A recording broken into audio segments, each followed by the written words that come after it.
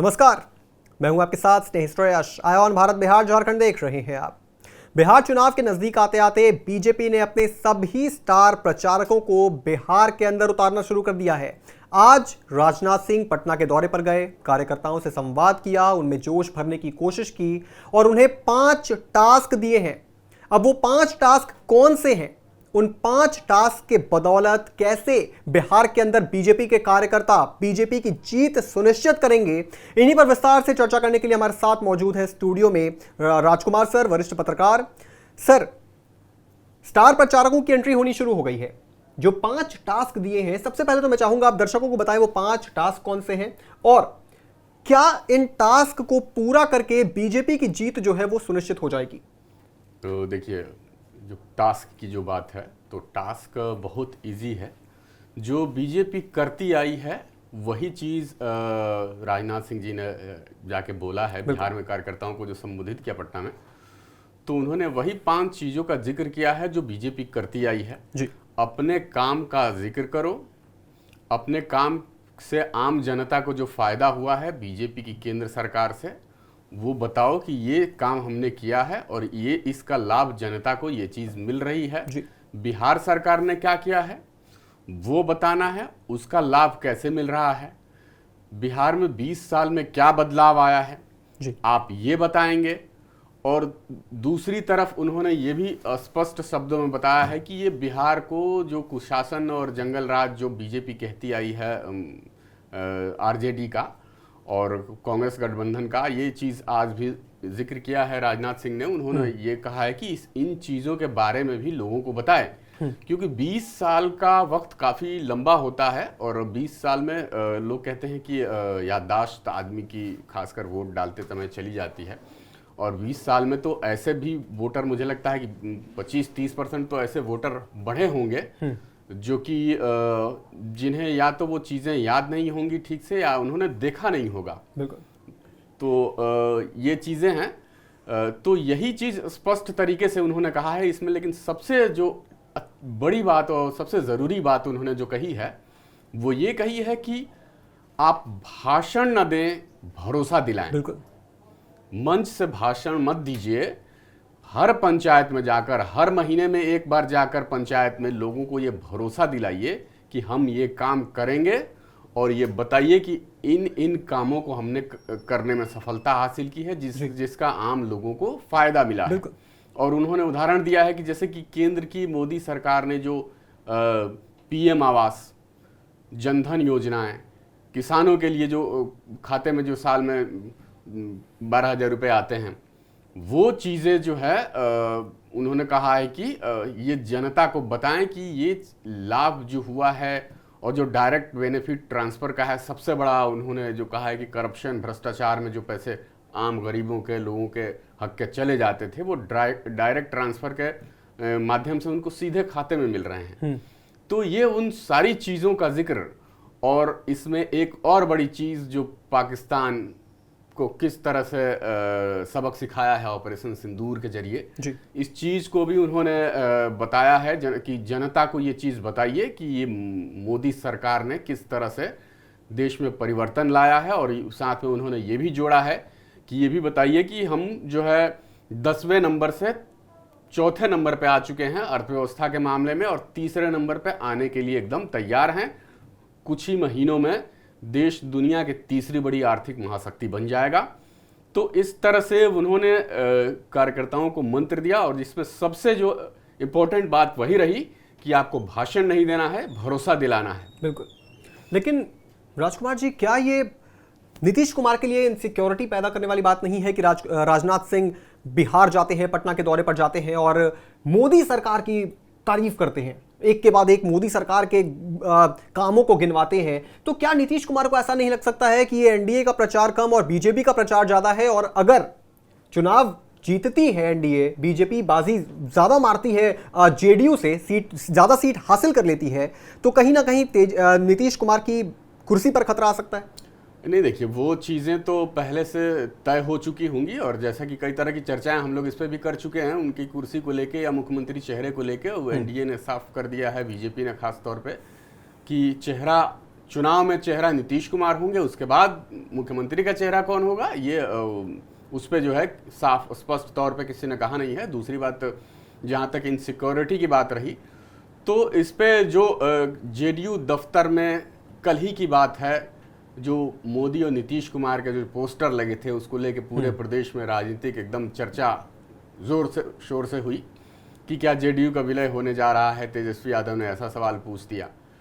तो ये चीजें स्पष्ट रूप से जेडीयू ने बता दिया है कि नहीं, ये मोदी और नीतीश की जुगलबंदी एक बार फिर बिहार में जीत दिलाएगी।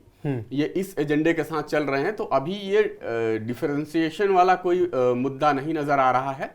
और राजनाथ सिंह ने भी जो आज उन्होंने जो कार्यकर्ताओं को संबोधित किया, तो उन्होंने भी जिक्र किया कि एनडीए की सरकार ही बिहार का भला कर सकती है। और इस बात का भी जिक्र किया कि अब डेवलपमेंट के साथ साथ इन्वेस्टमेंट, इंफ्रास्ट्रक्चर डेवलपमेंट की बात गिनाई और इन्वेस्टमेंट की बात हो रही है। अब हाईटेक सिटी और आईटी सिटी बनाने की चर्चा हो रही है। और उन्होंने जिक्र किया कि दुनिया का पहला गणराज्य जो वैशाली गणराज्य है वो बिहार का ही है। और उस पुरानी अस्मिता को जो है फिर से गौरव हासिल करना अगर है तो वो गौरव हासिल जो है सिर्फ एनडीए सरकार करा सकती है।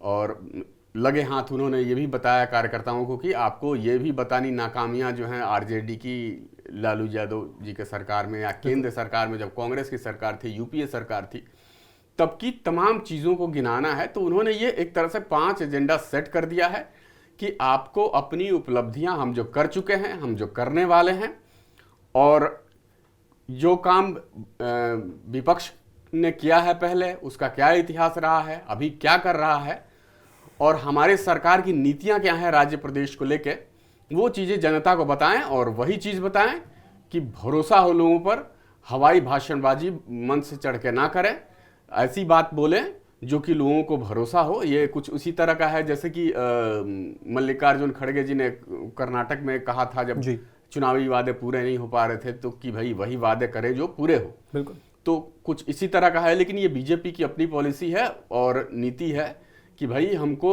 हवाबाजी में नहीं रहना है, क्योंकि बड़े बड़े भाषण, बहुत बड़े बड़े दावे करके जो है बड़े बड़े नेता, बड़ी बड़ी पार्टियां फेल हुई हैं केंद्र से लेके बिहार तक में। तो उनका यही बताना था कि हमको बहुत बड़ी बड़ी बात नहीं करनी है, वही चीज़ें करनी है जो धरातल पे नज़र आ रही हैं और जो हम कर सकते हैं। जनता को यह भरोसा हो कि हाँ ये वादा कर रहे हैं तो उसको कर सकते हैं। यही मंत्र उन्होंने दिया है। और इसी के साथ बोला है कि हर पंचायत में कम से कम 1 दिन आप दौरा करें महीने में 1 बार। तो यही है उनका मंत्र। और देखिए अब इसका क्या असर होता है। इसका इम्प्लीमेंटेशन जो होगा वो काफ़ी हद तक निर्भर करेगा नतीजों पर बीजेपी के हक में। अच्छा, लेकिन एक छोटा सा सवाल मेरे दिमाग में ये भी आता है कि हम लोग जैसे स्टार प्रचारक की बात करते हैं, तो बीजेपी में तो एक के बाद एक लाइन लगी हुई है स्टार प्रचारक की। कोई भी एक बड़ा नेता आ जाए वो स्टार प्रचारक ही है। लेकिन कांग्रेस और आरजेडी में क्या थोड़ा सा मामला डामाडोल है, क्योंकि बहुत बड़े नेता जो हैं जिनका इन्फ्लुएंस, वो कुछ बोले और पूरे देश तक बात पहुंचे, बहुत कम ऐसे नेता दिखाई देते हैं। खासकर कि आरजेडी के अंदर तो मुझे लगता है तेजस्वी यादव और लालू यादव और उन्हीं का जो एक परिवार है और छोटे मोटे जो नेता हैं, कुछ नेता, उनको छोड़ दिया जाए तो स्टार प्रचारक की लीग में और कोई नहीं है। हालांकि कन्हैया कुमार भी कांग्रेस की तरफ से काफी हाथ पैर मारे, लेकिन कुछ ज्यादा उनकी रैलियों का भी असर दिखा नहीं। तो क्या कम से कम इस मामले में फिलहाल बीजेपी का जो पलड़ा है वो भारी है? देखिए, ये जो सवाल आपने कहा, तो क्या होता है, स्टार प्रचारक बनने के लिए एक नेता को लंबा राजनीतिक सफर तय करना होता है और उसे बहुत कुछ साबित करना होता है। जब आप बहुत घिसेंगे जमीनी स्तर पे, उसके बाद जब आपके हाथ में जब शक्तियां होंगी, आप कुछ करके दिखाएंगे जी, तो आप अपने आप को मान लें कि हम बड़ा नेता हैं, तो ऐसे कोई स्टार प्रचारक नहीं होता है। और आरजेडी की जहां तक बात है, तो आरजेडी अब तो जाहिर तौर पे, सीधी तौर पे बात है, वो लालू यादव जी की पार्टी है और उसके बाद तेजस्वी यादव जी उसमें अगले उसके वारिस हैं जी। तो ये चेहरा छोटा नहीं है। विपक्ष के लिहाज से देखें तो ये सबसे बड़ा चेहरा आज के वक्त में लालू यादव जी के बाद तेजस्वी यादव का है। तो उनके लिहाज से देखा जाए तो बड़ा चेहरा और बहुत मेहनत किया था और मेहनत की बदौलत उन्होंने अपनी ये जो पार्टी का जो स्टार चेहरा है, प्रचारक तो खैर अब जनता डिसाइड करेगी कि प्रचारक स्टार बन पाए नहीं बन पाए जी। लेकिन बहुत मेहनत किया है और उसी की बदौलत जो है वो जो चीज़ें उनको मिली थी विरासत में उसको संभालने की वो काफ़ी कोशिश कर रहे हैं, मेहनत भी कर रहे हैं। तो इस तरह से अब जो छोटी पार्टियां होती हैं उनका क्या होता है कि वो जैसे चिराग पासवान को आप ले लीजिए, पशुपति पारस उनके चाचा को ले लीजिए, छोटी पार्टियां अपनी बनी तो वो क्षत्रप हो गए। तो क्षत्रप के साथ ये मुश्किल ये होती है कि एक टाइम पे जब वो पीक पे होते हैं तो अपने मन की कर लेते हैं, उसके बाद उनका धीरे धीरे डाउनफॉल शुरू होता है। तो क्योंकि डाउनफॉल इसलिए शुरू होता है कि वो उस चीज़ को मेंटेन नहीं कर पाते हैं। बिल्कुल। तो स्टार प्रचारक की जो बात है तो बीजेपी तो हमेशा से कहती आई है कि हम तो 2 सांसदों वाली पार्टी थे और दुनिया की सबसे बड़ी पॉलिटिकल पार्टी बने हैं और सबसे ज़्यादा कार्यकर्ताओं वाली पार्टी भी है। तो इसका एक लंबा सफ़र होता है।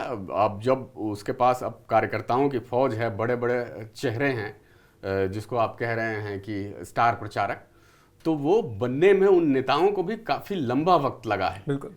तो इसीलिए उनके पास फौज है। और आज भी ये मत भूलिए कि लालू यादव भी बड़ा चेहरा हैं जी। तो लालू यादव के नाम पे मतलब वोट पड़ेंगे, वो चाहे मैदान में आए ना आए, लेकिन उनके नाम पे वोट पड़ेंगे, पड़ते रहे हैं और इस बार भी पड़ेंगे। बिल्कुल, वोट इस बार भी पड़ेंगे, लेकिन हालांकि ये जरूर है कि स्टार प्रचारक की लिस्ट में तेजस्वी, लालू बनाम पूरी बीजेपी है, क्योंकि राहुल गांधी का इन्फ्लुएंस भी बिहार के अंदर बहुत ज़्यादा देखने को नहीं मिलता है। ना कांग्रेस पार्टी के अंदर उतने बड़े चेहरे हैं बिहार के अंदर। जैसा हमने जिक्र भी किया, कन्हैया कुमार को बिहार के अंदर एक बड़ा चेहरा बनाने की कोशिश की, क्योंकि लगातार विवादों के जरिए ही सही मगर कन्हैया कुमार का नाम जो है पूरे देश में बार बार उछलता रहा। हालांकि लोकसभा चुनाव भी लड़ने की कोशिश करी मगर हार गए, बहुत बुरी तरीके से हारे इस बार भी मनोज तिवारी के सामने। तो जाहिर सी बात है कांग्रेस भी लगातार कोशिश कर रही है, लेकिन बीजेपी ने जो इस 5 सालों में अपनी बुनियाद को मजबूत किया है बिहार के अंदर, देखना यह है कि अब जब इम्तिहान की घड़ी आ चुकी है तो जनता इस पर एतबार करती है या नहीं। बीजेपी लगातार पंचायत स्तर पर भी जो है काम कर रही है, जनता से संवाद कर रही है, जनता को यह बताने की कोशिश कर रही है कि उन्होंने क्या किया है, आने वाले वक्त में क्या करेंगे। सब चीज पर विस्तार से चर्चा हो रही है। मतलब एक जो कहते हैं ग्राउंड लेवल पर बीजेपी उतर चुकी है और चुनाव में सबसे जरूरी यही है। अब देखना होगा कि आरजेडी और कांग्रेस इस चीज को कैसे टैकल करती है। फिलहाल इस पूरी चर्चा पर आप क्या सोचते हैं दोस्तों, कमेंट बॉक्स में जरूर लिखते जाइएगा। राजकुमार जी, इस पूरी चर्चा में हमारे साथ जुड़ने के लिए आपका बहुत बहुत शुक्रिया। बिहार झारखंड से जुड़ी तमाम बड़ी खबरों को देखने के लिए आप जुड़े रहें आय ऑन भारत बिहार झारखंड के साथ।